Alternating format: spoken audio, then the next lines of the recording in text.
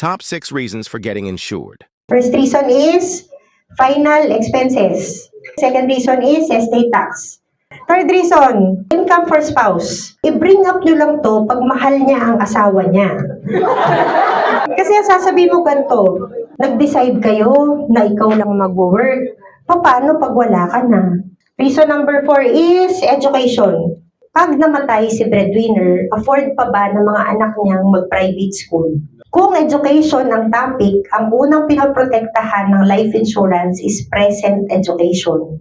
To make sure that the kids can still afford to go to school kahit wala na si breadwinner. Sino dito gusto ng true story? Yung isa kong friend, maagang nawala yung father, pero dahil merong enough life insurance ang tatay niya, nakapagtapos ng college yung dalawa niyang anak. Anong pinoprotektahan? Present education. By the way, client, itong plan na to, dahil may endowment siya, itong plan na to, dahil may fund value siya, nakakatulong din para may maasahan kang additional funding for future education. Next reason for getting insured is pay off debt.